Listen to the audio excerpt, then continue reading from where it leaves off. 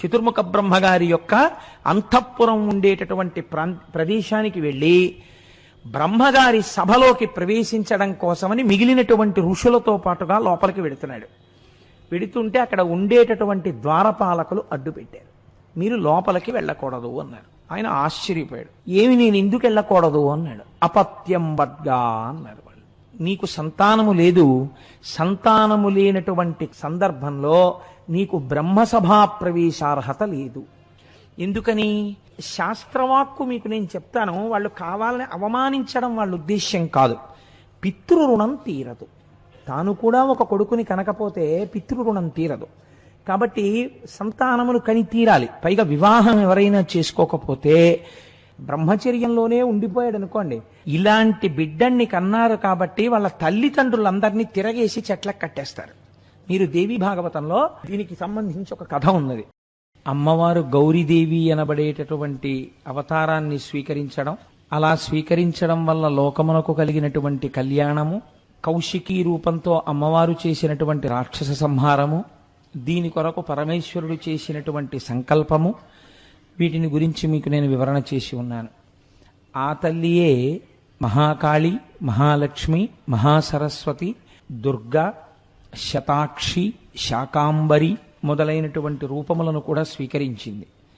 ఈ రూపములన్నీ కూడా అమ్మవారివి రాక్షస సంహారం చేసి ప్రజలను రక్షిస్తూ ఉంటాయి. మీరు చూడండి, అమ్మవారు సాక్షాత్తు గురుస్వరూపంగా కూర్చుని మీకు కనపడుతుంది ఒక చోట. ఎందుచేత అంటే పరబ్రహ్మస్వరూపిణి అయినటువంటి జగన్మాత శివునకు శివశక్తికి అభేదమని నిన్నటి రోజున మీకు నేను విజ్ఞాపన చేసి ఉన్నాను. శివుడు ఎలా దక్షిణామూర్తిగా కూర్చుని ఉపదేశం చేశాడో అలా తల్లి కూడా మౌన వ్యాఖ్య చెయ్యకుండా ఒకానొక స్వరూపమునందు గురుస్వరూపిణిగా ఆవిడ నిలబడి లోకమునకు బోధ చేసింది. ఇది సాక్షాత్ ఉపనిషత్తులోనే మీకు కనపడుతుంది. కొంచెం ఇది అరుదైన సందర్భం. కేనోపనిషత్తు అని మనకి దశోపనిషత్తుల్లో చాలా గొప్ప ఉపనిషత్తుల్లో కేనోపనిషత్తు ఒకటి. ఉపనిషత్తులు కథారూపంగా కూడా విషయాన్ని చెప్పడం అనేటటువంటి ప్రక్రియ ఒకటి ఉంది. ఆ కేనోపనిషత్తులో ఒక ఆశ్చర్యకరమైన సందర్భాన్ని ఒకదాన్ని చెప్తారు.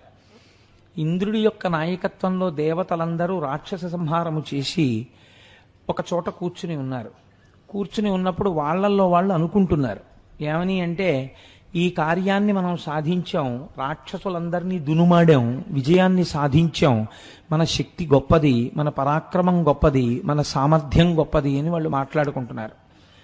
మాట్లాడుకుంటున్న సమయంలో వాళ్ళకు ఒక మహాభూతము కనపడింది. మహాభూతము అంటే అదేదో పిశాచము ఇలాంటివి అనుకోకండి. మహాభూతో మహానిధి అని విష్ణు సహస్రనామంలో శ్రీమన్నారాయణుడికి కూడా పేరు. మహాభూతం అంటే కాంతి రూపంలో ఒక పెద్ద స్వరూపం ఒకటి కనపడింది. ఏమిటిది? కాంతి కదండి. కంటిని తొందరగా ఆకర్షించేది ఏది అంటే కాంతి. కన్ను ఎప్పుడు ఆకర్షింపబడిందో మిగిలిన ఇంద్రియములు, మనస్సు ఆకర్షింపబడతాయి. కనుక ఇప్పుడు ఆ ఎదురుగుండా ఉన్నటువంటి కాంతిపుంజమును చూసి ఎవరో కనుక్కు రమ్మని మొట్టమొదట అగ్నిహోత్రుణ్ణి పంపించాడు దేవేంద్రుడు. అగ్నిహోత్రుడు అక్కడికి వెడితే అగ్నిహోత్రుడి యొక్క గొప్పతనం ఏమిటి? దేన్నైనా కాల్చగలడు. ఆ కాంతిపుంజం అడిగింది, నువ్వేం చేస్తూ ఉంటావు అని అడిగాను. అడిగితే ఆయన వెంటనే ఒక మాట చెప్పారు, నేను దేన్నైనా కాల్చేస్తాను అన్నాడు. ఆహా, అలాగా, ఇగో అక్కడ ఒక గడ్డి పరక ఉంది, దాన్ని దహించు, కాల్చు అందావిడ. ఆ కాంతిపుంజం ఈ మాట అంటే ఆయన వెంటనే అక్కడ ఉన్నటువంటి ఆ ఎండిపోయిన గడ్డి పరకని కాల్చే ప్రయత్నం చేశాడు. తన శక్తినంతటినీ కేంద్రీకరించిన గడ్డి పరక కాలలేదు. కాలకపోతే ఆయన చాలా ఆశ్చర్యపోయి కుపితుడై అవమాన భరితుడై తిరిగి వచ్చి ఇంద్రుడికి చెప్పాడు. ఇంద్రుడికి చెప్తే ఇంద్రుడు ఆశ్చర్యపోయి వెంటనే వాయుదేవుణ్ణి పిలిచాడు. నీకు ప్రభంజనుడు అని పేరు కదా, నువ్వు విస్తృతమైన వేగంతో వెడితే నీతో పాటు గడ్డిపరక చాలా తొందరగా ఎగిరిపోతుంది, అసలు అదేమిటో కనుక్కురమ్మని వాయుదేవుణ్ణి పంపాడు. ఇప్పుడు వాయుదేవుడు వెళ్ళి నిలబడితే ఆ కాంతిపుంజం అంది, నువ్వెవరు అంది. నేను వాయువుని, నేను లోకమును నిలబెట్టగలను, లోకమును ప్రభంజనుడని విరగ్గొట్టగలను, నాకు 2 శక్తులు ఉన్నాయన్నాడు. ఓహో, అంతకుముందు ఆయన ఒక్క శక్తి చెప్పాడు, నీకు 2 శక్తులు ఉన్నాయన్నమాట. అయితే ఈ గడ్డి పరకను ఎగరగొట్టు అంది. అంటే ఆయన తనకున్న బలాన్నంతటినీ వినియోగించాడు. ఆ గడ్డి పరక ఎగరలేదు. ఆయన కూడా కుపితుడయ్యాడు, అవమానం పాలయ్యాడు, ఆయన కూడా వెళ్ళిపోయాడు. సరే, ఇలా దేవతలు తమకు తోచినటువంటి శక్తులు ప్రయోగించారు, ఎవరి వల్ల ఏమీ చెయ్యలేకపోయారు ఆ గడ్డి పరకని. అప్పుడు దేవేంద్రుడే వెళ్ళాడు. దేవేంద్రుడే వెడితే ఆ కాంతిపుంజము తన యొక్క స్వస్వరూపమును ఆవిష్కరించింది. కాంతిపుంజము అని ఉపనిషత్తు ఎందుకు మాట్లాడిందంటే, బ్రహ్మమునకు యథార్థమునకు రూపం ఉండదు, అది భాష, స్ఫురణ, స్ఫురత్, అది కాంతి. కాబట్టి కాంతిపుంజముగా ఉన్నటువంటి ఆ స్వరూపం అమ్మవారి స్వరూపంగా మారింది, జగదంబగా ప్రత్యక్షమైంది. ప్రత్యక్షమైతే ఆయన వెంటనే స్తోత్రం చేశాడు అమ్మవారిని. అప్పుడు ఆవిడ కూర్చోపెట్టింది. అయితే ఆ పరిశోధకులు అంటారు, ఒక చిత్రమైన మాట చెప్పారు. నేను ఎప్పుడైనా శ్రీకాళహస్తి వెడితే ఈ విషయాన్ని ఒక్కసారి పెద్దలు ఎవరైనా అక్కడ ఉన్నవారిని అడగాలి అని అనుకుంటుంటాను. శ్రీకాళహస్తి దేవాలయం వెనకాతల ఉన్న ఒక ప్రాంతంలోనే ఈ సంఘటన జరిగింది అంటుంటారు. పరమాచార్య స్వామి వారు కూడా ఎక్కడో ఒక చోట ఈ మాట అన్నట్టు నాకు జ్ఞాపకం. తర్వాత ఎప్పుడో నేను పుస్తకాలు జాగ్రత్తగా చూడవలసి ఉంది దాని గురించి. అది నిజంగా మన ఆంధ్రదేశంలోనే జరుగుంటే అంతటి పవిత్ర భూమి మనం ఉన్న చోట ఉందని ఒక తృప్తి. కాబట్టి ఇప్పుడు అమ్మవారు ఇంద్రుణ్ణి కూర్చోపెట్టి బ్రహ్మమునకు సంబంధించినటువంటి సమస్త జ్ఞానమును ఉపదేశించేసింది. నీ అంత నీవుగా కాదు, ఈ లోకములో ఎవ్వరికీ కూడా శక్తి లేదు. శక్తి అన్నది ఏదైనా ఉంటే శరీరమునందు శక్తి రూపేణ సంస్థిత, ఆ తల్లియే శక్తి రూపంలో ఉంది. ఈ చెయ్యి కదులుతోందంటే ఆ అమ్మ అనుగ్రహం. నేనిప్పుడు మీకు 4 మాటలు చెప్పాలి అని అనుకుంటే నాకు స్ఫురణ యందు నేను ఈ మాట చెప్పాలి అని అనుకున్నప్పుడు నేను చదివినటువంటి సందర్భం ఒక వరుస క్రమంలో నాకు జ్ఞాపకం రావాలి. అలా కాకుండా నాకు ముందు ఇంద్రుడు వెళ్ళినట్టు జ్ఞాపకానికి వచ్చి తర్వాత అయ్యో నన్ను క్షమించండి ముందు అగ్ని కూడా వెళ్ళాడండి అన్నాను అనుకోండి, ఇలా నేను తబిసీలు చేశాను అనుకోండి, చెప్పేదాన్ని మీరు కంగారు పడతారు. ఏమిటిది, ఈయన ముందుది వెనక్కి చెప్తాడు, వెనకది ముందుకు చెప్తాడని.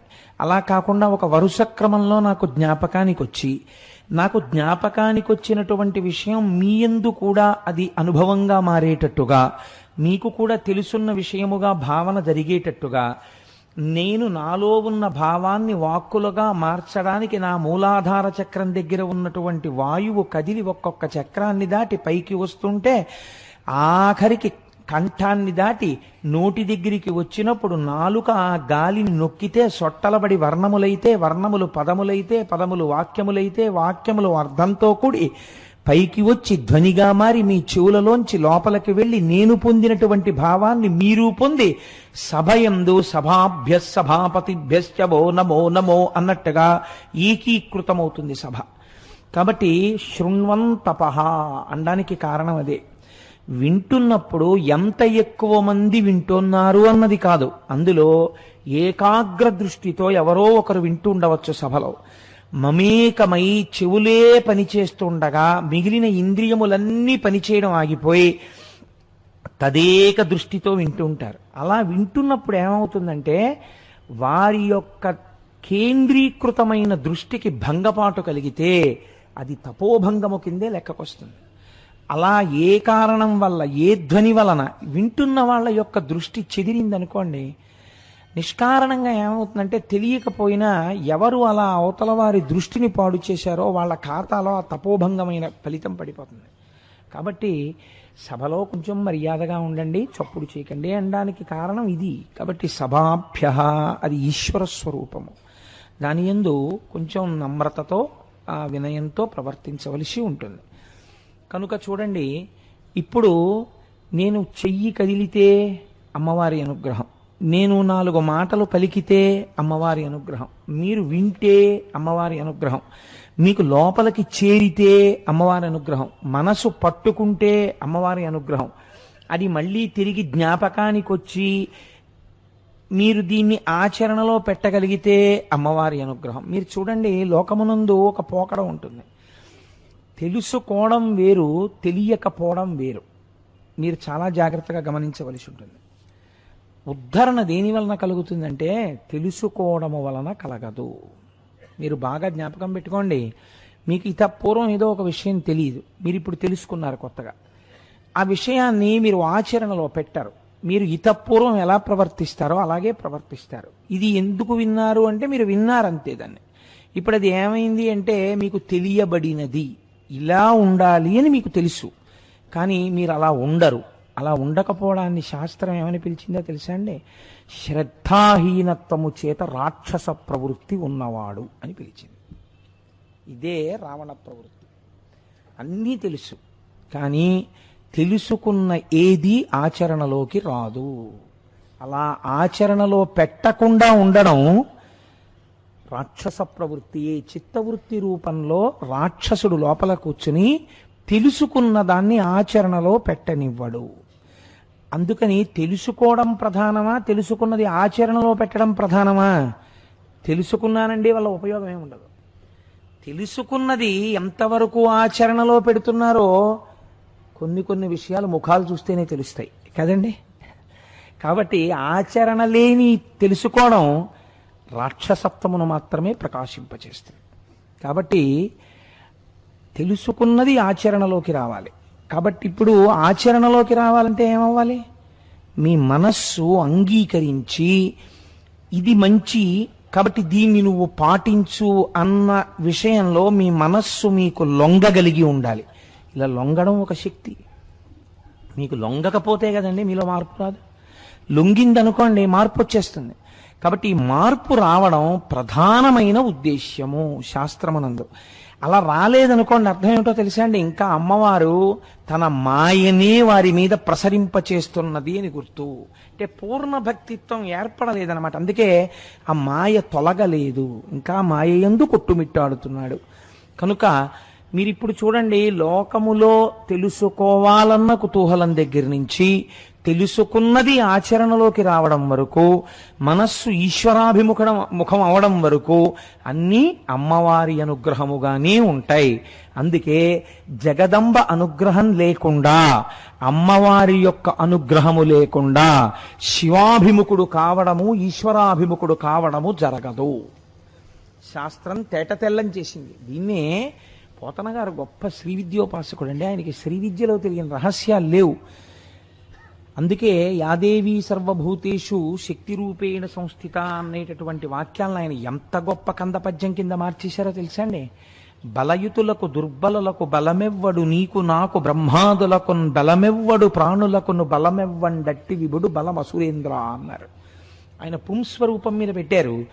అది దాని స్వరూపం పుంస్వరూపమా స్త్రీ స్వరూపమా పక్కన పెట్టేసేయండి. స్త్రీ పురుష నపుంసకమూర్తియును కాక తిరియ కమర నరాది మూర్తియును కాక కర్మ గుణభేద సరసత్ప్రకాశి కాక వెనుక నన్నియుతానగు విభుతలంతో. కాబట్టి ఇది అమ్మవారి అనుగ్రహము అని పిలుస్తారు. ఇది ఇంద్రుడికి మాత్రమే బోధ చేయబడింది అంటే కేనోపనిషత్తులో వచ్చినటువంటి విషయంగా కానీ, శివమహాపురాణంలో వచ్చినటువంటి విషయంగా కానీ మీకు ఏమీ ఉపయోగం ఉండదు. బాగా జ్ఞాపకం పెట్టుకోండి. ఎందుకో తెలుసా? మీరు ఎప్పుడూ గుర్తుపెట్టుకోవలసింది ఏమిటంటే, మీరు ఏదైనా వ్యవహారమును చేస్తే మీ లోపల ఒక భావన ఉండాలి. మీరు 10 మాటలు పైకి చెప్పక్కర్లేదు, ఒక భావన మీకు ఉండాలి. ఏమిటో తెలుసా అండి ఆ భావన?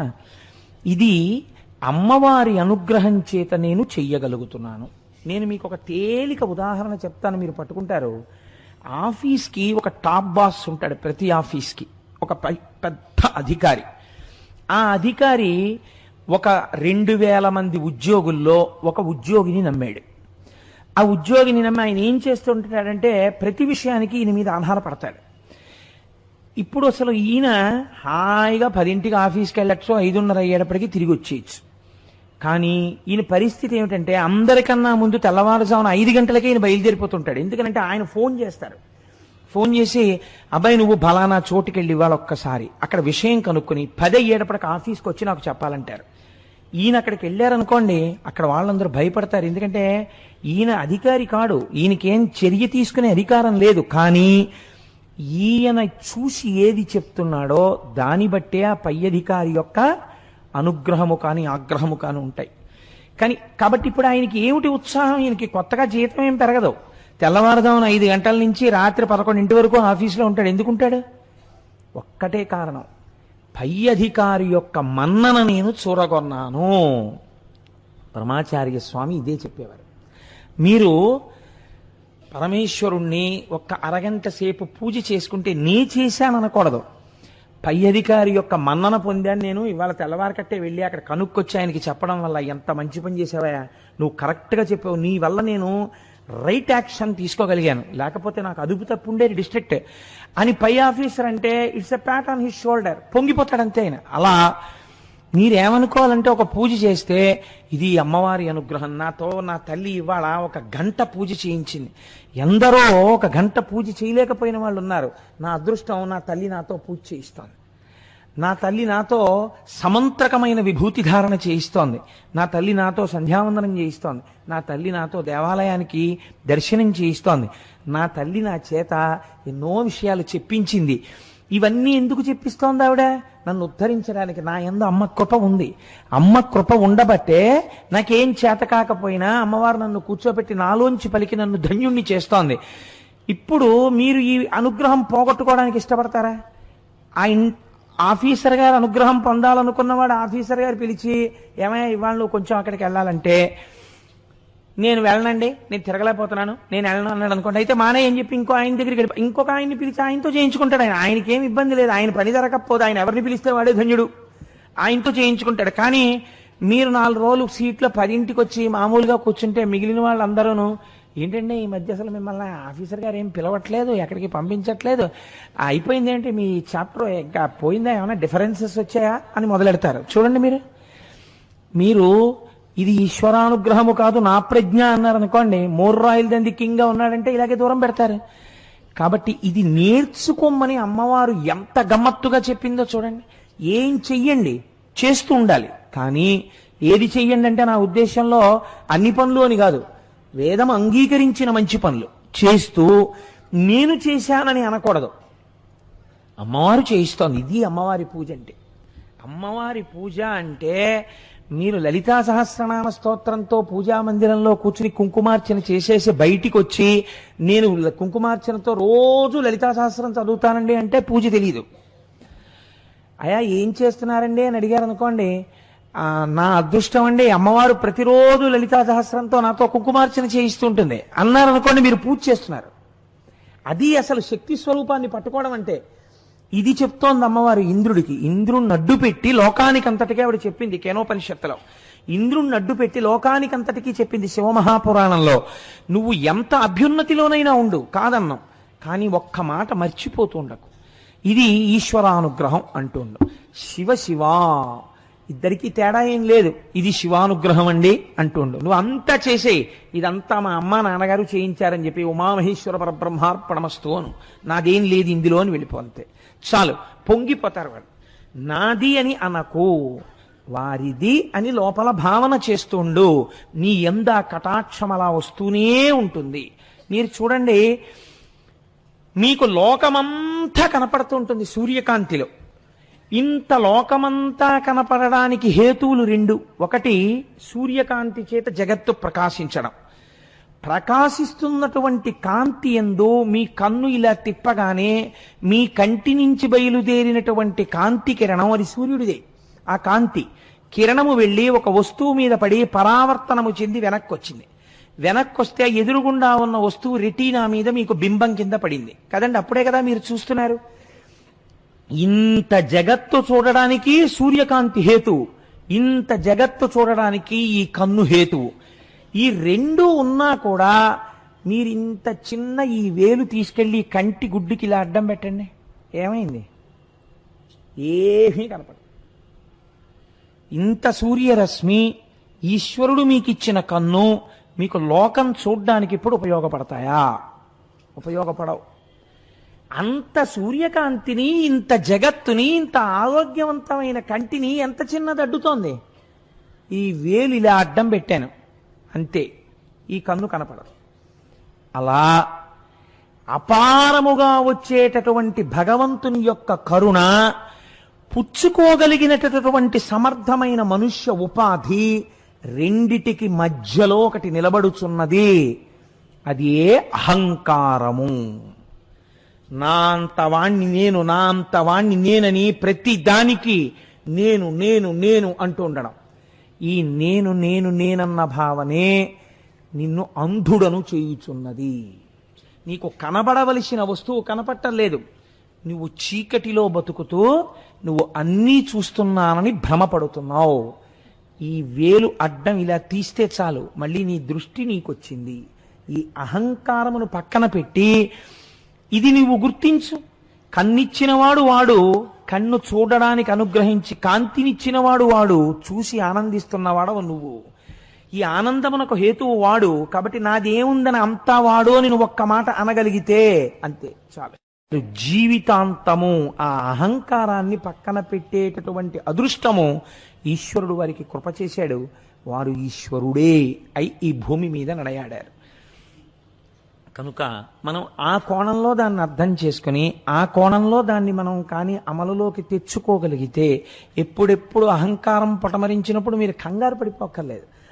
ఇది నా ప్రజ్ఞ అని ఒక్కొక్కసారి లోపల నుంచి వస్తుంది. వెంటనే దాన్ని కరెక్ట్ చేసుకోవడానికి లోపల ఒక్క క్షమార్పణ చెప్పి, చూసావా అమ్మా ఎంతలో పడిపోయానో, అమ్మ నన్ను మన్నించు, నీదేనమ్మా ఈ ప్రజ్ఞ, చూసావా నీ బిడ్డని కదా, నన్ను మన్నించు తల్లి అని ఒక్క మాట లోపల అనుకుంటే చాలు, ఆవిడొక్క చిరునవ్వు నవ్వేస్తుంది.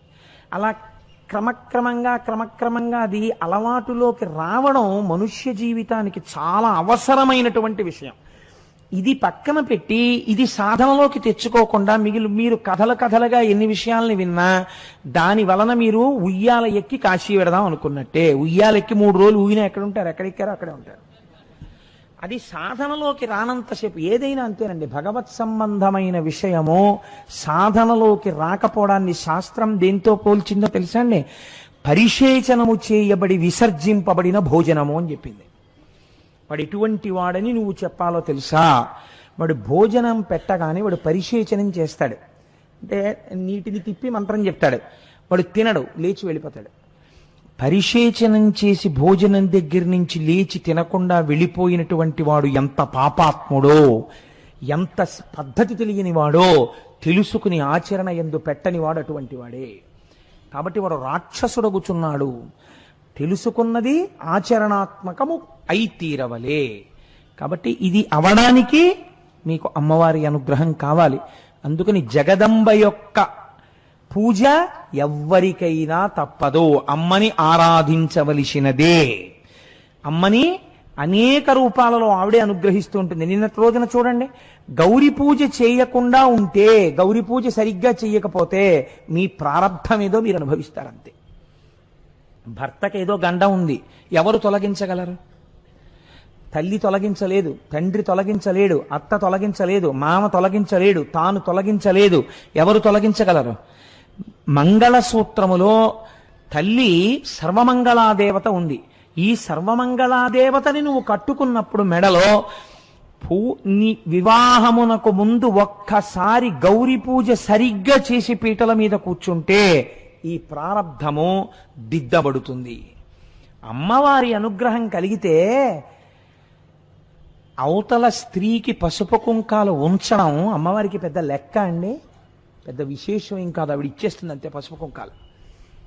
ఎటు తిరిగి మీకు ఆ పూనిక ఉండాలి. పూనిక లేని పని పరిశేచనము చేసి విడిచిపెట్టబడిన భోజనము. మాకు అన్నీ తెలుసండి, గౌరీ పూజ చెయ్యాలని తెలుసు, కానీ ఇంపార్టెన్స్ అంతా ఎవరికంటే వీడియోగ్రాఫర్కి, కెమెరామ్యాన్కి. ఇంక ఎందుకు ఆ గౌరీ పూజ? ఎవరిని ఉద్ధరించడానికి అది కాదు. నిజంగా నీ కూతురు అభ్యున్నతి గురించి నువ్వు కోరుకున్న వాడివైతే నువ్వు వీడియో తీయించుకోవద్దని నేను అంటలేదు. గౌరీ పూజ సశాస్త్రీయంగా జరిగేటట్టుగా ఉచ్చారణ తెలిసి, పదబంధం తెలిసి, తప్పులు చదవకుండా ఉండే వాళ్ళని కూర్చోపెట్టి లలితా సహస్రనామ స్తోత్ర పారాయణం జరుగుతుండగా, అమ్మా మనసారా గౌరీదేవిని పూజించు అని చెప్పి నీ కూతురుతో పూజ చేయించి అంతా అయిపోయిన తర్వాత నువ్వు అలాగే కూర్చుని ఒక్కసారి కెమెరాకు పోజులు ఇచ్చినారు అంటారు చూసారా, అలా కాసేపు వీడియో తీయించుకో, ప్రమాదం ఏం లేదు. కానీ నువ్వు పూజకి వాళ్ళ తప్పని నేను అన్నాను, ఎందుకంటే వాళ్ళ ప్రొఫెషన్ అది, వాళ్ళు అలా తీస్తే ఒప్పుకోరు కదా మీరు. అందుకని వాళ్ళు ఏమంటారు, ఇటు చూడండి అంటారు. ఇటు చూడండి అంటే నువ్వు గౌరీదేవిని చూడడం మానేసి యాంత్రికంగా ఇలా వేస్తూ ఇలా ఫోటోలు తీయించుకుంటే, ఇలా వీడియోలు తీయించుకుంటే, అది వచ్చిన పెద్దలకి నువ్వు తీసుకెళ్ళి ఇదిగోనండి మా ఇంట్లో గౌరీ పూజని చూపిస్తే నీ ఇంటి సంస్కారం బయటికి వచ్చిందేమో, కానీ నీ కూతురును ఉద్ధరించుకునే ప్రయత్నం నువ్వు చేయలేదు. నువ్వు ఖర్చు పెట్టిన లక్షలు బూడిదలో పోసిన పన్నీరు. కనుక నిజంగా చెయ్యాలంటే ఆచరణాత్మకమై ఉండాలి విద్య. కాబట్టి ఆచరణ యందు పెట్టవలే. ఇదే ఉమానుగ్రహము అని పిలుస్తుంది శాస్త్రం. అటువంటి అనుగ్రహం మనకి అమ్మవారి యొక్క అనుగ్రహంగా కలగాలి అని మనం తల్లిని ప్రార్థన చేద్దాం. ఇవాల్టి రోజున కృష్ణపక్షంలో వచ్చినటువంటి విధియ, ఇది దాటితే తదియ కదండి. శాస్త్రం ఏమంటుందంటే శుక్లపక్షంలో వచ్చేటటువంటి విధియ కాని తదియ నాటి చంద్రరేఖ ఆకాశంలో ఎలా ఉంటుందో ఆ చంద్రరేఖయే పార్వతీ పరమేశ్వరుల యొక్క కిరీటము మీద ఉండేటటువంటి చంద్రరేఖ. ఎప్పుడైనా అసలు వాళ్ళిద్దరి కిరీటాల మీద ఎలాంటి చంద్రరేఖ ఉంటుందో చూడాలి అని అనుకుంటే శుక్లపక్షంలో ఆకాశం వంక చూడాలి. చూస్తే అక్కడ కనపడే చంద్రరేఖ ఎలా ఉంటుందో అదే చంద్రరేఖ పార్వతీ పరమేశ్వరుల కిరీటం మీద ఉంటుంది. పైగా అలా దర్శనం చేయడం చాలా మంచిది కూడా. అలా మీరు భావన చేసి ఒక్కసారి ఆకాశంలో కిరీటం వంక చూస్తే మీకు తెలియకుండానే ఎన్నో అభ్యున్నతులు కలుగుతాయి. అందుకే ఆ చంద్రుడి మీద సౌందర్యలహరిలో శంకర భగవత్పాదులు ఇన్ని శ్లోకాలు ఇచ్చారు. అలా ఆ చంద్రరేఖని కలిగినటువంటి వాణ్ణి చంద్రశేఖరుడు అని మనం పిలుస్తాం. ఆ చంద్రశేఖరుని యొక్క ఇల్లాలే అమ్మవారు. వాళ్ళిద్దరి యొక్క కిరీటాల మీద చంద్రరేఖలుంటాయి. కళాభ్యాం చూడాలంకృత శిశి కళాభ్యాం అంటారు శంకరాచార్యులు వారు. ఇప్పుడు ఆ చంద్రశేఖరుణ్ణి స్తోత్రం చేసి ఒక ఆయన ఆశ్చర్యకరమైన విషయాన్ని ఈ లోకంలోకి తీసుకొచ్చాడు. ఆయన ఏమి తీసుకొచ్చాడు, ఆయన గొప్పతనం ఏమి? అందున దీని గొప్పతనం ఏమిటంటే, నేను ఎందుకు ఇవాళ దీని గురించి చెప్పాలి అని అనుకున్నానంటే, ఇది మాఘమాసంలో జరిగినటువంటి కథ. ఇది మాఘమాసంలో ఎవరైనా వింటే వాళ్ళకి విశేషమైనటువంటి ఫలితం కలుగుతుంది అని శాస్త్రవాక్కు. కాబట్టి మళ్ళీ ఎదర సుబ్రహ్మణ్యేశ్వర స్వామి వారికి సంబంధించినటువంటి కథా కార్యక్రమాన్ని నేను ప్రారంభం చేయవలసి ఉంటుంది. కాబట్టి మొట్టమొదటే ఇవాళ నేను ఒక్కసారి ఆ మార్కండేయుని యొక్క కథని చెప్తే మనం అందరం పవిత్రులం అవుతామని నేను ఇవాళ మార్కండేయ సంబంధమైన విషయాన్ని ప్రతిపాదన చెయ్యాలి అని ఆఖరి నిమిషంలో మనసు మార్చుకుని ఇక్కడికి రావడం జరిగింది. కాబట్టి చూడండి, పూర్వకాలంలో మృకండు అనబడేటటువంటి ఒక మహర్షి. దీన్ని చాలా శ్రద్ధగా అవధరించండి. ఎందుచేత అంటే మనకి శాస్త్రంలో ఒక విషయం ఉంది. కొన్ని గహనంగా ఉంటాయి, కష్టంగా ఉంటాయి. అవి నారికేళ్ల పాకం, తినడం కష్టం. కొన్ని చాలా తేలిగ్గా ఉంటాయి. కానీ చిత్రం ఏమిటంటే చాలా తేలికగా ఉన్నటువంటి విషయాలే అపారమైన కృపని వర్షించేస్తాయి. అలాంటి వాటిల్లో మార్కండేయుని యొక్క కథ ఒకటి. ఈ మృకండు మహర్షి చాలా గొప్పవాడు. చాలా గొప్పవాడు అంటే ఐశ్వర్య సంబంధమై కాదు, గృహస్థాశ్రమ ధర్మ నిర్వహణ యందు ఆయన భార్య అయినటువంటి మరుద్వతి ఇద్దరూ కూడా బహుశ్రద్ధ పూనిక కలిగినటువంటి వారు. శ్రీహిమభూధరాంతికము చెందిన పుణ్యవన ప్రదేశమందా హరిదశ్వతేజుడు మహాత్ముడునైన మృకండు మౌని తద్గేహినియౌ మరుద్వతి సతీతిల కంబును భూరి శిష్య సందోహము కొల్వగా నియతితో శివుని కొల్చుచునుండే ఇచ్చలున్. వీళ్ళిద్దరూ కూడా హిమాలయ పర్వత ప్రాంతములో ఉండేటటువంటి ఒక ఆశ్రమమును నిర్మాణము చేసుకొని మృకండు మహర్షి తన తల్లిదండ్రులతో తన భార్య అయినటువంటి మరుద్వతితో కలిసి అక్కడ నివాసమును చేయుచున్నారు. వీళ్ళిద్దరితో పాటుగా అనేక మంది శిష్యులు, మృకండు మహర్షి యొక్క శిష్యులు కూడా అక్కడ ఉండేవారు. ఈ శిష్యులు అనబడేటటువంటిది ఒక చిత్రమైన ప్రక్రియ. అసలు నిజానికి మనం ఉపనయనం అని చేస్తాం. అంటే ఇవాళ చేసేటటువంటి ఉపనయనం ఒక స్థాయి ఉపనయనం అనుకోండి. దాన్ని కూడా నేను తప్పు పట్టను, ఎందుకంటే ఉన్నంతలో అవకాశంలో చేస్తున్నారు. అసలు ఉపనయనము అంటే వేదము చెప్పేటటువంటి గురువు గారి దగ్గరికి తీసుకెళ్లబడడానికి అనువైనటువంటి కర్మ చేయడాన్ని ఉపనయనము అంటారు. అది తండ్రి గారు చెయ్యాలి. కాబట్టి ఇప్పుడు ఉపనయనం చేస్తే ఆ పిల్లాడు ఎక్కడికి వెళ్ళాలి? గురువుగారి దగ్గరికి వెళ్ళిపోతాడు. గురువుగారి దగ్గరికి వెళ్ళిపోతే గురువుగారు ఏం చేస్తారు? పూర్వం చాలా చిత్రంగా ఉండేది పద్ధతి. ధర్మము ఆశ్చర్యకరంగా ఉండేది. అది రాజు బిడ్డే కానివ్వండి, సామాన్యుడి బిడ్డే కానివ్వండి, చదువుకోవాలంటే ఎక్కడికో వెళ్ళి మళ్ళీ ఇంటికి వెళ్ళడం ఉండేది కాదు. గురువు గారి దగ్గరికి వెళ్ళిపోవాలి. ఈ గురుపత్ని ఏం చేస్తుంది? ఆవిడే వీళ్ళందరికీ తల్లి, ఆయన తండ్రి. కాబట్టి ఇప్పుడు వయస్సుతో నిమిత్తం ఉండేది కాదు. గురుపత్ని గురువుకిని వాళ్ళు గౌరవింపబడేవారు. ఇప్పుడు వాళ్ళిద్దరూ ఏం చేస్తారు అంటే ప్రతిరోజు ఈ పిల్లలకి ఆయన పాఠాలు నేర్పుతారు. నేర్పిన తర్వాత ఈ పిల్లలందరూ భిక్షాన్నం తీసుకురావడానికి ఎడతారు. భిక్షాన్నం తీసుకొచ్చి అక్కడ పెడతారు. గురువు గారు అందులో కొంత భాగాన్ని తీసి శిష్యులకిచ్చి తినమనిస్తారు. శిష్యులు ఆ భిక్షాన్నంతో బతుకుతారు. ఈయన పాఠం నేర్పుతూ ఉంటారు. లోకమునందు అనుభవాన్ని గణిస్తారు. గురువుగారు నేను చెప్పేదంతా మీకు చెప్పేశాను నాయన, తన విద్య యందు మోహం లేకుండా నేర్పేస్తాడు. అంతా నేర్పేసిన తర్వాత గురువుకి ఇప్పుడు ఏదో ఒక బహుమతిని ఇవ్వాలి. ఇది ఎవరు ఇవ్వాలి? శిష్యుడి దగ్గర ఏముందని ఇస్తాడు అంటే, పూర్వం శాస్త్రం అంది ఈ బాధ్యత ప్రభుత్వానిది, రాజుది. ఆ శిష్యుడు ఏమివ్వాలో దాన్ని రాజుగారు ఇచ్చేవారు శిష్యుడికి. ఆ శిష్యుడు పట్టుకెళ్ళి గురువు గారికి ఇచ్చేవాడు. ఒక్కొక్కసారి అలా గురువులు ఐశ్వర్యవంతులై ఉండేవారు. ఒక్కొక్క గురువు ఈ చేత్తో పుచ్చుకుని మళ్ళీ ఈ చేత్తో దానం చేసేసేవాడు. ఎప్పుడూ వాళ్ళంతే ఆ శిష్యులకు అలా బోధ చేస్తూ తరించిపోతూ ఉండేవారు. అందుకని గృహస్థాశ్రమంలో ఉండి వచ్చిన వాళ్ళని ఆదరిస్తూ ఉండడం, తను నేర్చుకుంటూ ఉండడం, తను నేర్చుకున్న దాన్ని ఏ స్వార్థ ప్రయోజనమును ఆశించక అందరికీ పంచిపెడుతూ ఉండడం, అది తరించేటటువంటి మార్గం. కనుక ఇప్పుడు ఆయన ఎలా జీవించాడు? శ్రీహిమభూధరాంతికము చెందిన పుణ్యవన ప్రదేశమందా హరిదశ్వతేజుడు, ఆ మహానుభావుడైనటువంటి ఆ మృకండు మహర్షి మరుద్వతి అనబడేటటువంటి తన భార్యతో శిష్యులతో కలిసి నైష్టికమైనటువంటి ఇటువంటి జీవితాన్ని గడుపుతున్నాడు. కంటికి రెప్పబోలె తన కన్న కుమారుల ఎట్లు శిష్యులందంట అతండు సాకుచు సతమ్మును అర్ధుల గోకులమ్ములన్ కుంటువడంగనీకడు కూరిమి బ్రోచుచు ఎల్లవారికిన్ పంటవలెంత నర్చెడు విభాసుర భూసుర రజమౌళియై. కన్న తల్లి కన్న తండ్రి బిడ్డల్ని ఎలా సాకుతారో అలా తమ శిష్యుల యొక్క యోగక్షేమములను వహిస్తూ మహానుభావుడై ఆవులనన్నింటినీ కూడా కొన్నింటిని చేరదీసి ఆ ఆవులను కాపాడుతూ ఆ ఆవు పాలతో నిరంతరము శివార్చన చేస్తూ భూసుర రాజమౌళి అయి ఇక్కడే ఉన్నటువంటి దేవతల ప్రభువా అన్నట్టుగా ఇంతమంది కామితములను తీరుస్తూ ఆయన ఈ లోకమునందు ప్రకాశించుచున్నాడు. ఇలా ప్రకాశించి ఆయన జీవితాన్ని గడుపుతుంటే ఆ మరుద్వతి ఏం చేస్తోంది?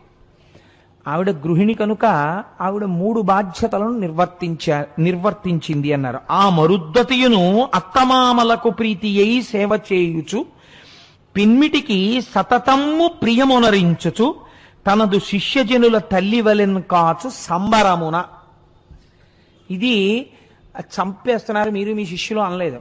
సంబరమున ఎంతో సంతోషంతో అత్తమామలకి సేవ చేసింది, తన భర్తని సేవించింది, శిష్యులను ఒక తల్లిలా కాపాడింది. కాబట్టి ఇద్దరూ కూడా చక్కగా గృహస్థాశ్రమంలో వాళ్ళు నిర్వహించవలసినటువంటి ధర్మం ఏది ఉన్నదో ఆ ధర్మాన్ని నిర్వహిస్తున్నారు. ఆ ముని దంపతుల్ సతతమావని యందు గృహస్థ ధర్మమున్ బ్రేముడి నిర్వహింపుచును పెంపెసగంగ వసించిరేలకో ఆ మహనీయమూర్తులకు అక్కట సంతతి లేకయుండే వారేమియు చింతసేయకయ ఈశ్వరు కొల్చుచునుండి రిమ్మునన్. వాళ్ళిద్దరూ గృహస్థాశ్రమంలో తమ జీవితాన్ని పండించుకుని అందరికీ కామధేనువై కల్పవృక్షమై తమ జీవితాన్ని నడుపుతున్నా వారికి బిడ్డలు కలగలేదు. బిడ్డలు కలగలేదు కనుక వాళ్ళు శివార్చన మానలేదు. మనకి ఏది ఇవ్వాలో ఏది ఇవ్వకూడదో ఈశ్వరుడికి తెలుసు. కాబట్టి ఎప్పుడు ఇవ్వాలో ఈశ్వరుడికి తెలుసు. ఈశ్వరుడు ఇస్తాడని అదే పూనికతో వాళ్ళు శివార్చన చేయుచున్నారు. ఇలా ఉండగా ఒకానొక రోజున ఒక ఆశ్చర్యకరమైనటువంటి సంఘటన జరిగింది.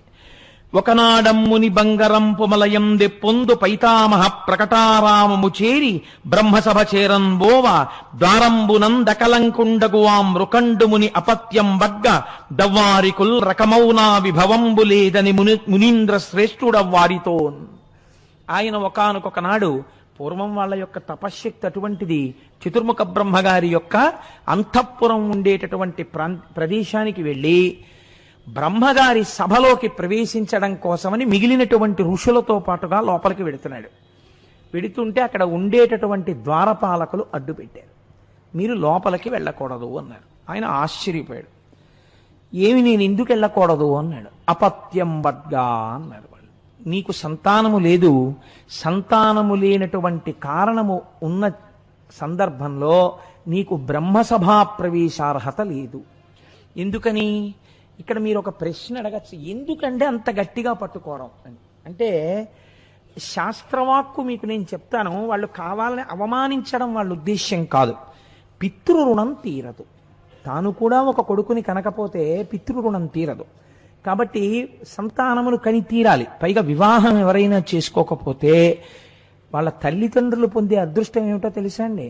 బ్రహ్మచర్యంలోనే ఉండిపోయాడు అనుకోండి, పోనీ ఏదో చిట్ట చివర తురీయాశ్రమంలోకి వెళ్లకుండా ఇటు గృహస్థు కాడు, ఇటు బ్రహ్మచారి, ఇటు ఆ వివాహం చేసుకోకుండా అలా ఉండిపోతే ఇలాంటి బిడ్డన్ని కన్నారు కాబట్టి వాళ్ళ తల్లిదండ్రులందరినీ తిరగేసి చెట్లకు కట్టేస్తారు.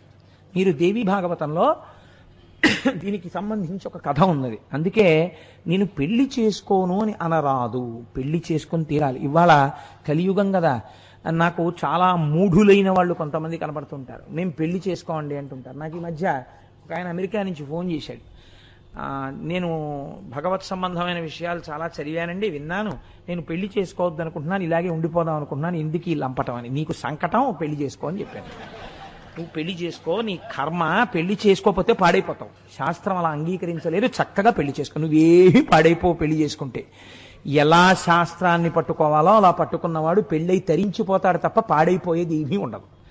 కాబట్టి వివాహం చేసుకుని పితృరుణం తీర్చుకో అని చెప్పాను.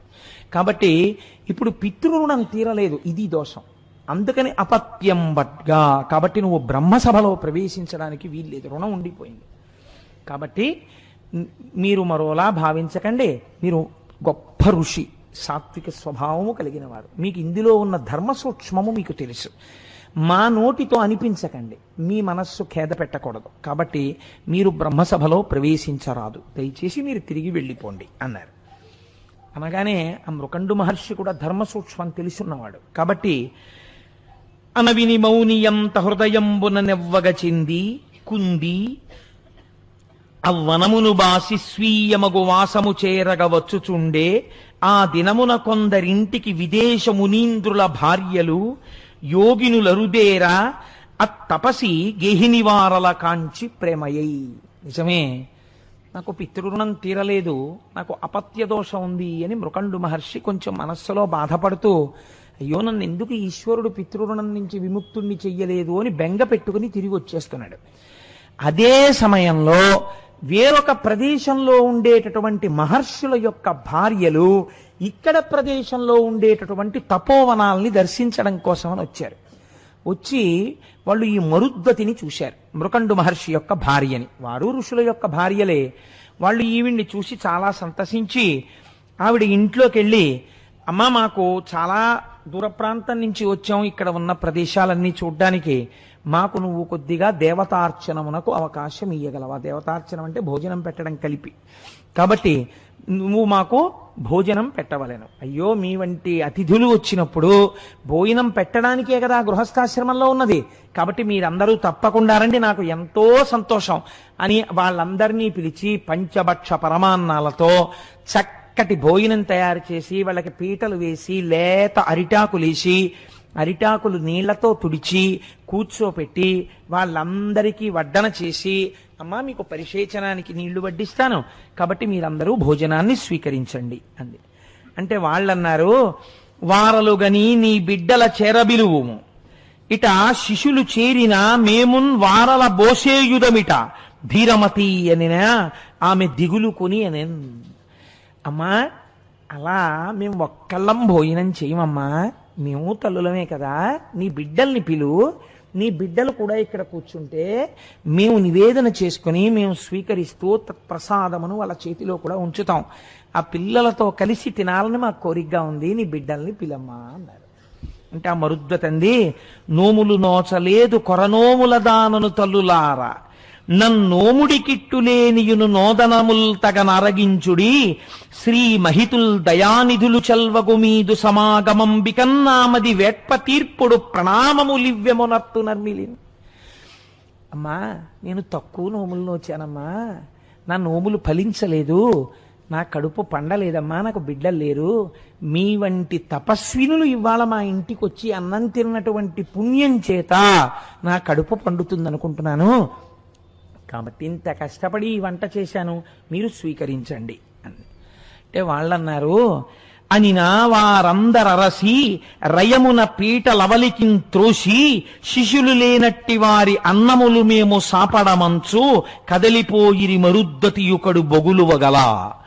వాళ్ళు, అమ్మా ఏమనుకోకు, భర్త యొక్క పితృరుణం తీరడం కోసమే సంతానమును అపేక్షించే క్షేత్రముగా భార్యని స్వీకరించుచున్నాడు. మీ ఇద్దరూ కూడా మీరు ఎందుకు గృహస్థాశ్రమంలో ప్రవేశించారో తత్ఫలితాన్ని ఇప్పటికీ పొందలేకపోయారు. కాబట్టి అలా బిడ్డలు లేని ఇంట మేము భోజనం చెయ్యమమ్మా, ఏమనుకోకని చెప్పి పీటలు తోసేసి వాళ్ళు లేచి బయటికి వెళ్ళిపోయారు. వెళ్ళిపోతే ఆవిడ ఎంతో బాధపడుతూ ఏడుస్తూ కూర్చుంది. అయ్యో చూశావా, నాకు బిడ్డలు లేని కారణం చేత నేను మహాత్ములకు అన్నం పెట్టే అదృష్టాన్ని కోల్పోయాను అని. ఆ బాధపడుతున్నటువంటి సమయంలో మృకండు మహర్షి కూడా మనస్సులో చాలా కుందుతూ, అయ్యో బ్రహ్మసభలో ప్రవేశించలేకపోయానే సంతానం లేక అని బాధపడుతూ ఆయన ఇంటికి వచ్చాడు. ఇంటికి వచ్చేటప్పటికి ఇంతటి మహాపతివ్రత అయినటువంటి భార్య ఏడుస్తూ కూర్చున్నది. ఆయన వెళ్ళి, ఎందుకు ఏడుస్తున్నావు నువ్వు అని అడిగాడు. మునిసతులు వచ్చి వంచించి చనిన విధమునంతయును పూసగృచ్చిన ఎట్లు తెలిపి తిరుగ వందురుచుండునా ధీరుడాత్మ పరిభవంబును తెలిపి కరిణి పలికే. వాళ్ళు ఆ ఋషికాంతలు రావడం, వాళ్ళకి అన్నం పెట్టడం, పిల్లలు లేని ఇంట మేము తినమమ్మా అని పీటలు తోసి వాళ్ళు వెళ్ళిపోవడం ఈవిడ చెప్తే ఆయన కన్నుల కూడా నీరు కారింది. అయ్యయ్యో మరుద్వతి, ఏకకారణమునకు ఇద్దరము అవమానములకు గురయ్యాం. అక్కడ నాకు బ్రహ్మసభాప్రవేశం జరగలేదు, ఇక్కడ నీకు ఋషిపత్నులకు ఆతిథ్యం ఇవ్వలేకపోయావు. గృహస్థాశ్రమమే పాడవుతోంది మన ఇద్దరిది బిడ్డలు లేక. కాబట్టి ఇప్పుడు వాళ్ళిద్దరు అన్నారు, అందుకేనండి మన శాస్త్రం ఏమంటుందంటే, సంతానము కలగకుండా ప్రతిబంధకముగా నిలబడినటువంటి దోషము పరిహరింపబడడం ఈశ్వర అనుగ్రహంగా ఉంటుంది. ప్రత్యేకించి సుబ్రహ్మణ్యుడి యొక్క అనుగ్రహం మీదనే వంశవృద్ధి ఆధారపడుతుంది అని శాస్త్రవాక్కు. అందుకే సుబ్రహ్మణ్యారాధన అంత గొప్పది. చాలా పెద్ద మనస్సుతో ఇవాళ పొద్దున్న మేము సుబ్రహ్మణ్యేశ్వర స్వామి వారి యొక్క ఉత్సవాలు ఏ విఘ్నం లేకుండా అందరికీ ప్రయోజనం కలిగేటట్టుగా జరగాలని విఘ్నేశ్వర పూజ చేసి ఇవాళ పొద్దున్న విఘ్నేశ్వరుడికి బియ్యం మీదు కట్టాం. స్వామి పూర్తయ్యాక నీకు ఉండ్రాళ్ళు పోస్తామయ్యా అని. అంటే మా గోపాలకృష్ణ గారు అన్నారు, కడుపు పండని వాళ్ళు ఎంత బాధపడతారో మనకి తెలుసు కదా కోటేశ్వరరావు గారు, వాళ్ళ కోసం పైన షామియానా వేయించి ఆర్జితం వాళ్ళందరూ అక్కడ కూర్చుని చేస్తుంటే ఆలయంలో అయ్యప్ప స్వామి వారి ప్రధాన అర్చకుడైనటువంటి బ్రహ్మచారి అయిన ఆయన పేరు సుబ్రహ్మణ్య స్వరూపానికి సంబంధించినటువంటి పేరే అయింది కార్తీక్. ఆ కార్తీక్ స్వామి ఆయన సుబ్రహ్మణ్యేశ్వర స్వామి వారికి అభిషేకం చేస్తారండి. కడుపు పండని తల్లులందరినీ ఆ అభిషేకం చూడ్డానికి షామియానా వేసి కూర్చోపెడదాం. వచ్చే సంవత్సరం వాళ్ళు పిల్లలతో కలిసి కావిళ్ళెత్తాలని కోరుకుందాం కోటేశ్వరారు. అందుకు కదా మా దేవాలయం, అందుకు కదా మనం చేసే ఉత్సవం అన్నారు. నాకు దొరగారికి ఎంతో సంతోషం వేసి తప్పకుండా చేద్దాం గోపాలకృష్ణ గారు అన్నాం. కాబట్టి ఈశ్వరానుగ్రహం, ఆ బాధ, ఆయన పూజ తద్దోషమును పరిహరిస్తుంది. కాబట్టి ఇప్పుడు ఆయన అన్నాడు, సరే నువ్వు సంతానము కొరకే ఏడుస్తున్నావు, ఇవాళ సంతానం లేకపోయిన కారణం చేత మనం కొన్ని పుణ్యకార్యములు చెయ్యలేకపోయామని ఏడుస్తున్నారు తప్ప ఏదో సంతానం కలగలేదని వాళ్ళు ఏడవలేదు. సంతానం కలగకపోవడం మేము కొన్ని మంచి పనులు చెయ్యడానికి అడ్డొస్తోందని ఏడ్చారు. ఆయన అన్నాడు, వనరకుమింక దేవి భగవానుడు రజకిరీటుడున్నవాడు అనితరతుల్యుడాతడు దయాళుడు భక్తవర ప్రదాత అఘనుని గురించి నే తపము కాటముగానొనరించి మంచి పుత్రుని బడయంగచాలదు సరోజముఖి ముదమందునాత్మలో అన్నాడు. ఎందుకంత బెంగ పెట్టుకుంటావు? బెంగ పెట్టుకోకు. ఏడవడం ఎందుకు? వనరకుమింక దేవి, నువ్వు అలా బాధపడకు. భగవానుడు రజకిరీటుడున్నవాడు, ఇది ఉండవలసిన పూనిక. ఉన్నాడు ఈశ్వరుడు, వాడు రజకిరీటుడు. అనితరతుల్యుడాతడు దయాళుడు భక్తవర ప్రదాత అనితరతుల్యుడు. ఆయన ఇంతవాడంతవాడిని చెప్పడం కుదరదు. ఇంత శక్తివంతుడై కారుణ్యామృత వర్షం కురిపించగలిగినటువంటి వాడు. కాబట్టి అఘనుని గురించినే తపము కాటముగానొనరించి మంచి పుత్రుని బడయంగజాలదు సరోజముఖి ముదమందునాత్మలో. నేను ఆ పరమశివుడి గురించి తపస్సు చేస్తాను, మంచి కొడుకుని కంటాను. మామూలుగా అయితే కొడుకు పుడతాడు, కానీ వాడు పేరే తెస్తాడో పాడే తెస్తాడో ఈశ్వరుడికి తెలియాలి. నీకు ఆ బెంగ లేదు. నేను మంచి కొడుకుని కంటాం మనం, నువ్వు బెంగ పెట్టుకోకు, నేను తపస్సుకు పెడుతున్నాను అన్నాడు. అని ఆయన తపస్సు చేసుకోవడం కోసమని బయలుదేరి ఒక మారేడు వనమునందు శివలింగమును ప్రతిష్ఠించి ఆ శివలింగాన్ని రోజు అర్చన చేస్తూ తపస్సు చేస్తున్నాడు. కడగి ఫలమూల దళముల క్రమముగను విసర్జనము చేసి మారుతాశనమెగొనుచు రేయు బవలను ఏకాగ్ర రీతి శంభుదారణనొక కంటదవిలి యతండుదనరే. ఆయన రోజు రోజుకి భోజనాన్ని పరిత్యజిస్తూ, కొన్నాళ్లు నీళ్లు తాగుతూ, కొన్నాళ్లు ఆకులు తింటూ, కొన్నాళ్లు గాలి మాత్రమే పీలుస్తూ ఘోరమైనటువంటి తపస్సు చేస్తున్నాడు. సతి గుణవతి అయిన మరుద్దతి తన పెనిమిటి నరయుచు తాను ఉమా సంయుతిని పశుపతిని మానక సతతము ముదిత గొలుచుచునుండే సముచిత భక్తిన్. ఆవిడేం చేస్తోంది? తపస్సు చేస్తున్నటువంటి భర్త గారికి కావలసినవన్నీ అందిస్తూ, తపస్సు చేసుకుంటున్న భర్త గారి యొక్క క్షేమమును విచారణ చేస్తూ తాను కూడా ఖాళీ సమయంలో పరమేశ్వరారాధనమును చేస్తోంది. ఆ పశుపతిని ఆరాధన చేస్తోంది. ఇలా ఆరాధన చేస్తున్నారు. ఇద్దరు దంపతుల యొక్క పూనిక ఏమిటంటే ఆ ఈశ్వరానుగ్రహము చేత మనకి బిడ్డలు కలిగి తీరుతారు. వీళ్ళిద్దరిక్కడ తపస్సు చేస్తూనే ఉన్నారు. శంకరుడు ప్రత్యక్షం అవ్వలేదు. నారద మహర్షి కైలాసానికి వెళ్ళారు. వెళ్ళి కైలాసంలో శంకరుణ్ణి చూసి, కనికరమారయన్ వలదే గదిలి భక్తుల సకరాదే నీ మనము దయామయం బిటుల మాన్పడనేలకో తండ్రి, ఇంకనైనను మునియుగ్మమున్ తలపు నమ్మికతో నిన్ను కొల్చుచున్న వారి నిశము లెమ్ము రమ్ము రయమాదటగావగవరలన్ విభూ. తండ్రి, నిన్ను నమ్మి ఆ దంపతులు ఇద్దరు అంత తపస్సు చేస్తున్నారయ్యా. ఇలా పిలిస్తే పలికేవాడివి, కొంగు బంగారం అని పేరే. అంత తపస్సు చేసేంత వరకు ఎందుకయ్యా ఇలా భీష్మించు కూర్చున్నావు? ఏమిటయ్యా వాళ్ళు చేసిన పాపం? నీ పేరుకే ఇవాళ అపకీర్తి వస్తోంది. ఇలా పిలిస్తే పలికేవాడని నీకు పేరు.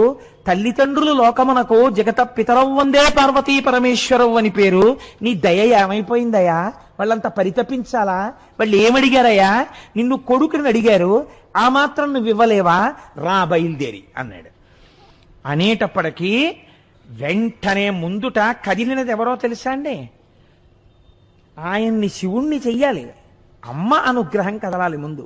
అమ్మవారందిట ఒక్కసారి ఇలా చూసి, అనిన త్రిలోకమాత తన యాత్మపు పుల్ల వడంగ ఇట్లనెను వినుముని నే ప్రతిక్షణము వేడుచునుంటిని మహాత్ము అందనుడు జనించునట్లు వరదానము వారికి చేయుమంచు జాగులు ఒనరించుచుండే మది గొంకుచునుంటిని నేను ఇట్టులను. అయ్యయ్యో నారదా, నేను రోజు ఈ మహాత్ముడికి చెప్తూనే ఉన్నా. ఇది ఒక చిత్రమైన మాట అండి. సాధారణంగా భార్య అంత పెద్ద మాట వేసేసి గౌరవించేసిందంటే హఠాత్తుగా ఆయన ఏదో పొరపాటు చేశారని గుర్తు. అదేంటి, ఇంట్లో గుమ్మడికాయ కుళ్ళిపోతుంది, కాసిన సీమ పచ్చిమిరపకాయలు పట్టరండి, ఏదో ఆ పండు మిరపళ్ళు పట్టరండి, ఒడియాలు పెడతానని చెప్పి ఇప్పటికి వారం రోజులు ఆ దిక్కుమాలిన గుమ్మడికాయ కుళ్ళిపోయేటట్టే ఉంది. మహాత్మా ఇవాళైనా తీసుకొస్తారా పండు మిరపకాయలు అందనుకోండి భార్య. పండు మిరపకాయలు తేవడానికి మహాత్మా అని పిలవక్కర్లేదు. వారం రోజులు చెప్పినా తానివాడా అని అన్యాపదేశం. కాబట్టి ఎంత సహజంగా పడిందో చూడండి అందులో. కాబట్టి ఆవిడంది, ఈ మహాత్ము నేను ప్రతిరోజు చెప్తున్నాను, మహాత్మా వెడదాం రండి అని. లేస్తేగా రండి ఇప్పటికైనా వెడదాం, వెళ్ళి వాళ్ళకి పిల్లల్ని ఇద్దాం అంది. ఇలా చెప్తే అఖిలాండేశ్వరి అయిన అమ్మవారు శివుడితో ఇలా చెప్పి శివుడితో అందిట తిన్నగా చూసిన నారదుడితో కదా ఈ మాట చెప్పింది. ఈయనకి రోజు చెప్తున్నాను కదలరు అని పోదము వేగ నవ్వనికి భూనిక నొక్క క్షణంబునేని కాలూది వసింప నిప్పుడి దయోన్నత లెమ్మిక రమ్ము నాదుపై నాదుపై నాదరముంపు భక్తుజనలందిటు జాలముసేయ వెన్నడున్ మోదముతో ఇకన్ పయనమున్ ప్రకటింపుము నందికిమ్ముగన్. ఏమిటయా శంకర అలా కూర్చుంటారేమిటి మీరు? అలా కూర్చోకూడదు. ఒక క్షణం ఆలస్యం చేయడానికి వీల్లేదు. మనం ఉత్తర క్షణం నందీశ్వరుడి మీద కూర్చుని ఉండాలి. మనం వెళ్ళిపోయి వాళ్ళ కన్నుల పండుగగా ఆ మారేడు వనంలో దిగాలి. చూసి పొంగిపోవాలి ఆ మృకండ మహర్షి. ఏం కావాలి అని అడుగుతారు మీరు. అడగగానే పుత్ర సంతానం అడుగుతాడు, ఇచ్చేసేయండి. ఇంకా మళ్ళీ ఏం మీనమేషాలు లెక్కెట్టకండి, పదండి అంది. అనేటప్పటికీ పరమశివుట్ట చూసేట. చూసి అయ్యయ్యో నేను మాత్రం కాదన్నానా ఈశ్వరి, దా అని నందీశ్వరుణ్ణి పిలిచాట. పిలిచి నందివాహనుడై గబగబా బయలుదేరి వచ్చేశాడు మారేడు వనానికి. తల్లిదండ్రులు ఎప్పుడైతే వెళ్తున్నారో వెనక గణపతి బయలుదేరాడు, సుబ్రహ్మణ్యుడు బయలుదేరాడు, ప్రమదగణాలు బయలుదేరాయి, నారదుడు బయలుదేరాడు, లోకపాలకులు బయలుదేరారు. తన వెంటన్ సిరిదచ్చి వెంటన వరోధవ్రాతమున్నట్టుగా అందరూ వచ్చేశారు. ఒక్కసారి మారేడు వనంలో ఇంతమంది దిగిపోయారు. ఏం అదృష్టం అండి మృకండ మహర్షిది. నిలబడిపోతే ఆయన కన్నులు విప్పి చూసి సాష్టాంగ దండ ప్రణామం చేసి స్తోత్రం చేసి శంకరుణ్ణి నిలబడ్డాడు. శివుడును మౌని చూచి ఎన్ చిత్తమునం తగమెచ్చినాడనీదు విమలమైన చిత్తము దూరపు భక్తియు తపంబు పెంపు ఆయువు కడుంగల్గు వారలన యోగ్యుల కొడుకుల ఇచ్చునట్లు నింతువో 16 వర్షములకే పరమందు సుపుత్రు కోరెదో. ఎన్ని విశేషణాలు వేశాడో చూడండి శంకరుడు. శివుడును మౌని చూచి ఎన్ చిత్తమునం తగమిచ్చినాడనీద విమలమైన చిత్తము దూరపు భక్తియు తపంబు పెంపు. ఏమయ్యా నీ తపస్సు చూసి నేను ఎంత పొంగిపోయానో తెలుసా? ఎంత నిర్మలమైన మనస్సయ్యనిది. నేను రాకపోయినా నువ్వు కోపగించుకోలేదయా. అంటే అసలు లోకమునకు ఒక గొప్ప విషయాన్ని ఆవిష్కరించగలిగినటువంటి కొడుకుని పొందడానికి అర్హుడైన వాడు ఈయనే. కాబట్టి నీకేం కావాలని అడగట్లేదు ఇప్పుడు శంకరుడు. నేనే నీకు ఇద్దాం అనుకుంటున్నాను. అయోగ్యులు, వంశానికి చెడ్డ పేరు తెచ్చేవారు, నీకు మనశ్శాంతి లేకుండా చేసేవారు 100 కొడుకులు కావాలా? 16 సంవత్సరములకే పరాన్ని పొందేటటువంటి కొడుకు కావాలా? ఎవరు కావాలో చెప్పు అన్నాడు. ఇది చాలా కొంచెం క్లిష్టమైన సమస్య కదండి బాహ్యంలో. కాబట్టి ఆయన అని అడుగినా విని మౌనియు మనమున సంకోచమంది మరిగి తరిగి అంతనే సర్వము శివవశమని అనగుని 16 సమల అర్భకు కోరెన్. ఇప్పుడు మీరు పరమశివుడు పెట్టిన పరీక్ష గమనించాలి. దేని కొరకు కొడుకుని అడుగుతున్నాడు? ఒక కొడుకు కావాలని తపస్సు చేశాడా? ఒక సరి అయిన కొడుకు లేకపోవడం వల్ల గృహస్థాశ్రమంలో చెయ్యవలసిన విధులు చెయ్యలేకపోతున్నానని తపస్సు చేశాడా? మంచి పుత్రుని బడయంగజాలుదు ముదమందు సరోజముఖి ఆత్మలో అంటూ కదా బయలుదేరాడు. అయినప్పుడు ఇప్పుడు మంచి కొడుకంటే ఏమిటి దాని అర్థం? 100 ఏళ్ళు వాళ్ళు ఏం పనులు చేస్తే లేదురో మా కళ్ళ ముందు తిరిగే వాళ్ళు అయితే చాలన్నవాడు మంచి కొడుక మృకండుడి దృష్టిలో? 16 వర్షములకే పరమందు సుపుత్రు కోరేదో. ఇదే సుపుత్రుడు. ఎవరిని అడుగుతాడు? ఈయన ఏ స్థాయిలో సమాధానం ఇస్తాడు చూశాడు. శంకరుడే కదండి. ఎంత గొప్ప పరీక్ష అండి. ఆయన కూడా మనస్సులో ఆలోచించాట. ఒక్క దుష్టుడైన కొడుకు పుట్టి చేయరాని పనులు చేశాడనుకోండి, పైన ఉన్న వాళ్ళు కూడా కింద పడిపోతారు అధోలోకాల్లోకి.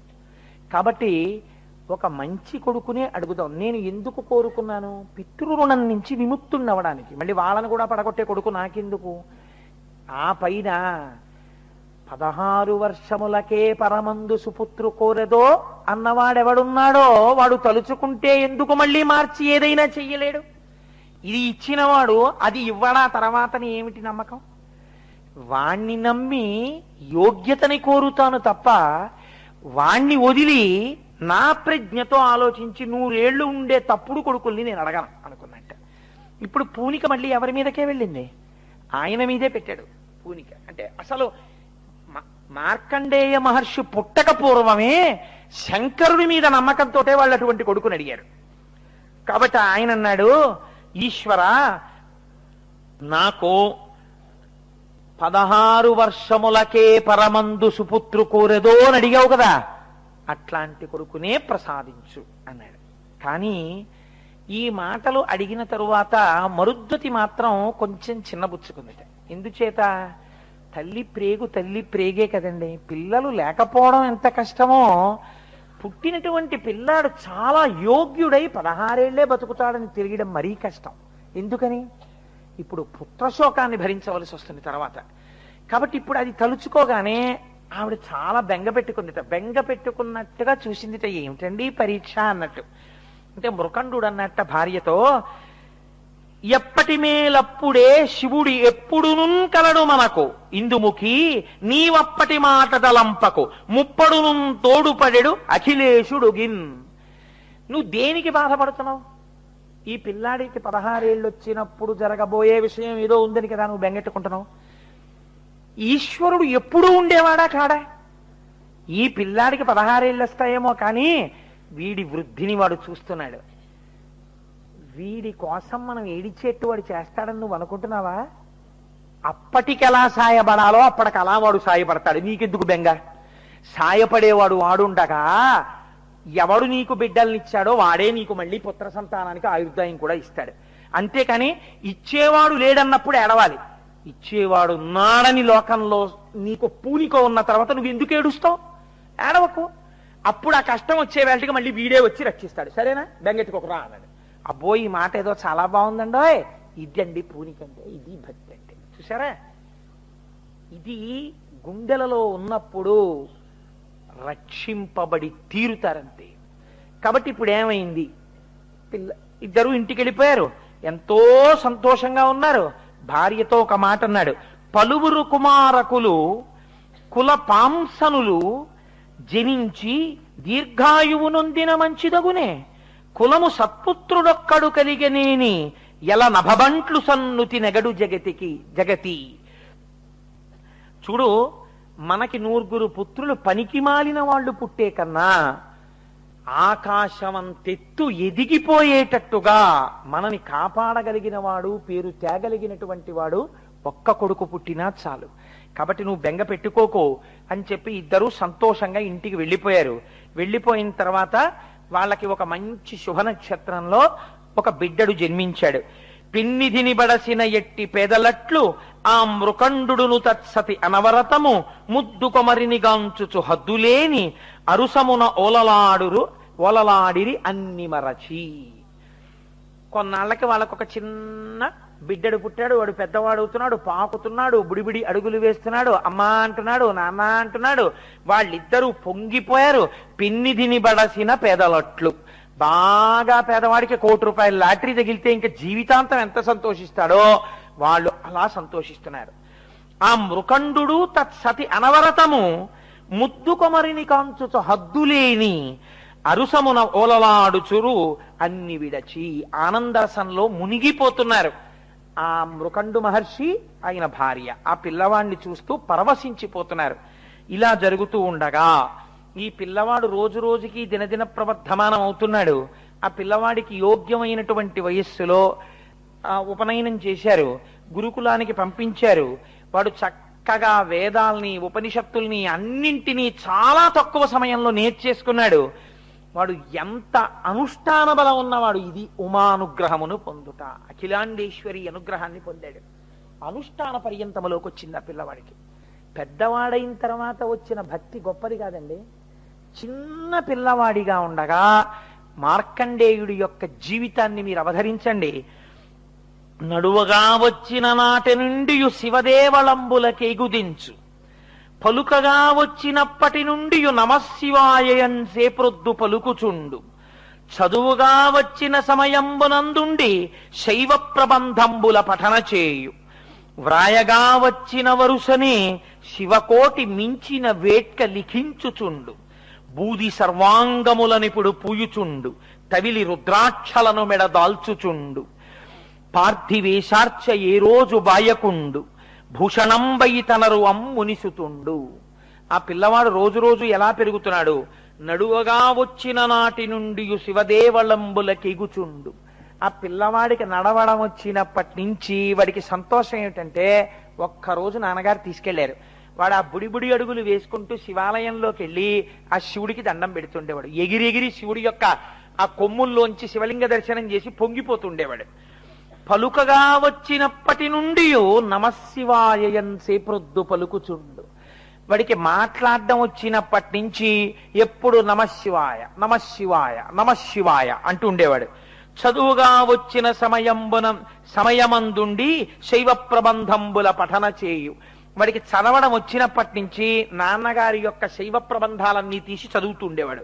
వ్రాయగా వచ్చిన వరుసనే శివకోటి మిక్కిలి వేట్క లిఖించుచుండు. శివనామం ఎంత గొప్పదండి, మామూలు నామం ఏమిటది. అందుకే మీకు ఇప్పుడు శ్రీ శివ కోటినామాల పుస్తకాలు పంచబోతున్నారు. మీరు రాసిన ఆ కోటినామాలన్నింటినీ ఇక్కడ స్తూపంగా కట్టబోతున్నారు. కాబట్టి దానికి ఒక మహానుభావుడు మోహన్ రావు అనుకుంటాను ముందుకొచ్చి ఆ శ్రీ శివ నామాలతో శివకోటి పుస్తకాలు వేస్తున్నారు. చదువుకోవడం వినడంతో సరిపోదుగా, చెయ్యాలి. కాబట్టి నేను శివకోటి నామాలు ఇస్తానండి, రోజుకొక్క పేజీ రాసి మళ్ళీ మనం ఒక ఉత్సవం చేసి మళ్ళీ శివుడి గురించో 3 రోజులు సభ చేసి స్తూపంలో ఈ శివకోటి పుస్తకాలన్నీ వేద్దామన్నారు. కాబట్టి చూడండి, ఆయన వ్రాయగా వచ్చిన వరుసనే శివకోటి మించిన వేట్క లిఖించుతుండు.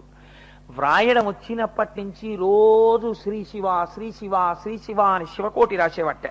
బూది సర్వాంగముల నిపుడు పూయుచుండు. విభూతిని ఒంటి నిండా అన్యవయవాలకి రాసుకునేవాడు. తగిలి రుద్రాక్షలను మెడ తాల్చుచుండు.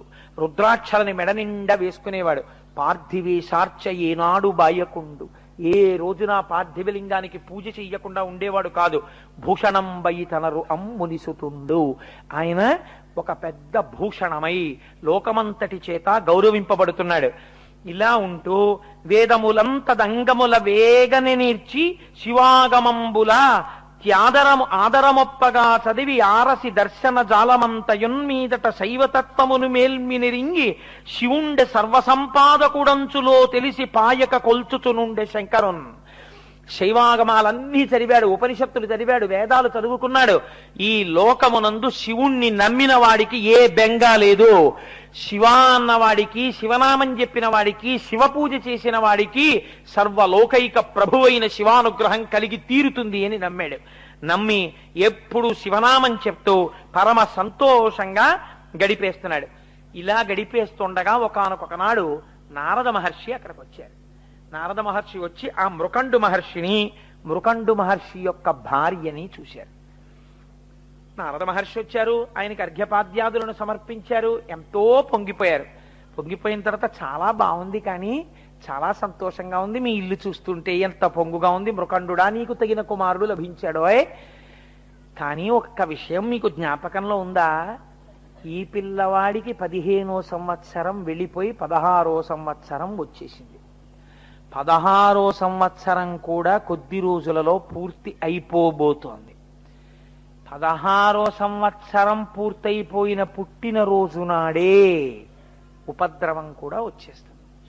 ఇంత మనసు పెంచుకున్నారే, ఇంత మంచి పిల్లవాడే, ఇంత తల్లిదండ్రుల్ని సేవిస్తాడే, ఇంత శివభక్తుడే, ఇలాంటి పిల్లవాడికి ఏదైనా జరగరానిది జరిగిపోతే మీరు తట్టుకోగలరా? ఈ పిల్లవాడి ఆయుర్దాయం అయిపోతోంది కదా అని నారదుడు ఈ మాట చెప్పగానే మొట్టమొదట భూమి మీద పడిపోయి ఆవు దూడ కనపడకపోతే అంబారావం చేస్తూ పరిగెత్తినట్టు పిల్లాన్ని తలుచుకుని మార్కండేయా మార్కండేయా అని పిలుస్తూ ఆడుకుంటున్న పిల్లాడి దగ్గరికి పరిగెత్తి నేల మీద పడి పొర్లుతూ గుండెలు బాదుకుని మరుద్వతి ఏడుస్తోందట. కొద్ది రోజుల్లో వాడు వెళ్ళిపోతాడన్న సత్యాన్ని భరించలేక. ఇంత తపోనిష్టాగరిష్ఠుడైనటువంటి మృకండు కూడా ఆ దుఃఖం మూర్చుకోలేక కింద పడి దుల్లుతున్నాడు, దుల్లి ఏడుస్తున్నాడు. ఇంతలో మార్కండేయుడు గబగబా లోపలికి వచ్చాడు. 16 సంవత్సరముల పిల్లవాడు.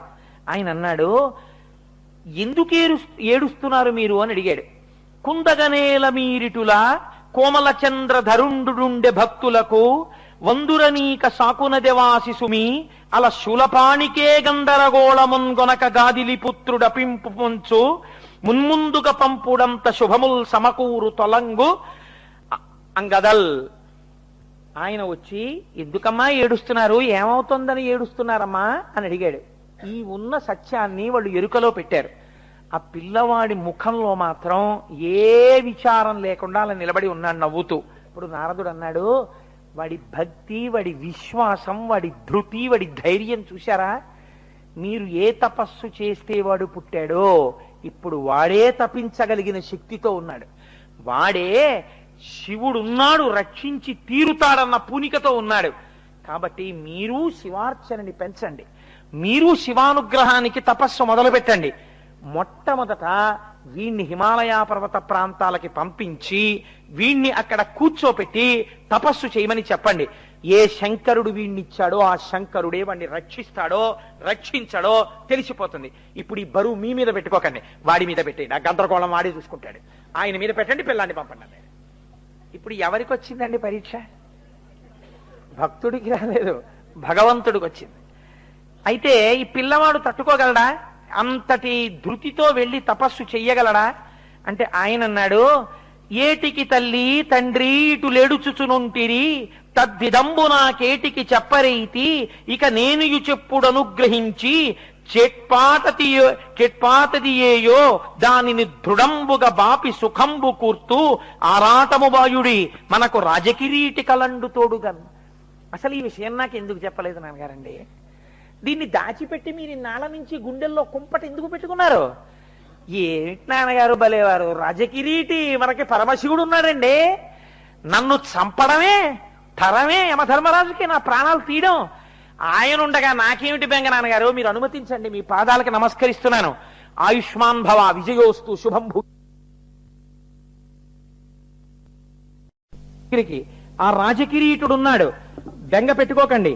ఇదిగో నేను ఇప్పుడే బయలుదేరి వెడుతున్నాను, మీరు నాకు దీర్ఘాయుష్మంతుడనవాలని ఆశీర్వచనం చెయ్యండి అని చెప్పి ఆయన బయలుదేరి వెళ్ళడానికి ఇంతకి గొప్ప చేసి ఇటులెంతయును విలపింప చెల్లునే అంతయు చక్కనయ్య విడనాడు దైన్యము మన్యువేగమున్ శ్రాంతిని చెందుడిపుడే అల శంకరు గూర్చి తపింపపోయదన్ చింతల తీర్చి అఘనుడు సిద్ధి నొసంగు నొసంగు సౌఖ్యముల్.